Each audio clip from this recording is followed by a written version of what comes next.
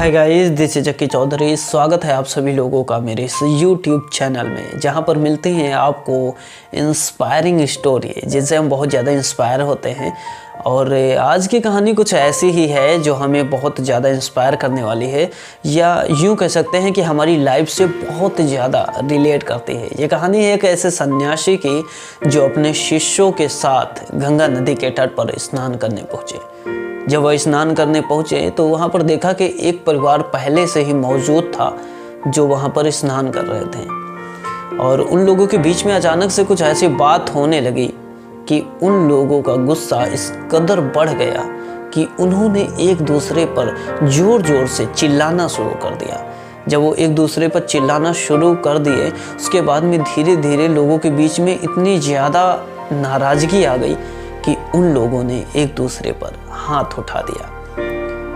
ये सारा नज़ारा वो सन्यासी वहाँ पर खड़े खड़े देख रहे थे। और उसके बाद में वो पीछे मुड़े। जब वे पीछे मुड़े तो अपने शिष्यों से उन्होंने एक प्यारा सा सवाल किया। ये सवाल कुछ ऐसा था कि उन्होंने एक शब्द बोला और पूछा कि ऐसा क्या होता है कि जब हम नाराज़ हो जाते हैं, जब हम क्रोध में होते हैं, तो हम सामने वाले पर बिना चिल्लाए नहीं रह पाते। उनके जो शिष्य थे उन्होंने उस सवाल को अच्छी तरीके से समझा और उस सवाल को समझकर उन्होंने एक जवाब देने की कोशिश की। उसमें से बहुत से शिष्यों ने कोशिश की, लेकिन उसमें से एक शिष्य ने कहा कि जब हम क्रोध में होते हैं तो अपनी शांति खो देते हैं, जिसकी वजह से हम सामने वाले इंसान पर चिल्लाने लगते हैं।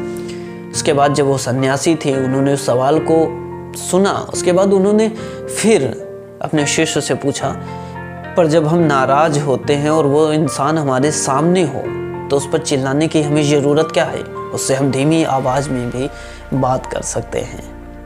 सन्यासी ने फिर अपने शिष्यों को समझाया कि जब हम क्रोध में होते हैं, जब हम नाराज़गी में होते हैं, तो हमारे दिल एक दूसरे से दूर हो जाते हैं, जिसकी वजह से हम सामने वाले पर बिना चिल्लाए उसकी बातें सुन ही नहीं सकते। इसलिए हम क्रोध में शांति खो देते हैं। क्या होता है कि जब हम प्रेम में होते हैं तो सामने वाले की धीमी आवाज़ भी हम अच्छी तरीके से सुन लेते हैं, उसकी धीमी आवाज़ ही हमें अच्छी लगती है। लेकिन जब हम क्रोध में होते हैं तो सामने वाला चिल्लाए बिना हम उसकी बातें सुन नहीं सकते। और जब ये प्यार बहुत ज़्यादा होता है, जो दो लोगों के बीच का जब प्यार बहुत ज़्यादा होता है, तब हम सामने वाले को देख कर समझ जाते हैं, या हम यूँ कहें कि हम इशारे भी उसके समझ जाते हैं और इशारों में ही बातें कर लेते हैं। ये छोटी सी कहानी हमें सिखाती है कि जब हम सामने वाले से बात करें तो कोशिश करें ऐसे शब्दों का इस्तेमाल बिल्कुल ना करें जो सामने वाले को नाराज़ कर दे, जो सामने वाले के हृदय को हमसे दूर कर दे। क्योंकि जितना ज़्यादा हम दूर होंगे उतना ज़्यादा हम लोगों से अलग होते चले जाएंगे और एक दिन ऐसा आएगा कि हम वापस नहीं लौट पाएंगे। ये कहानी बस यहीं तक थी जो हमें इंस्पायर करती है।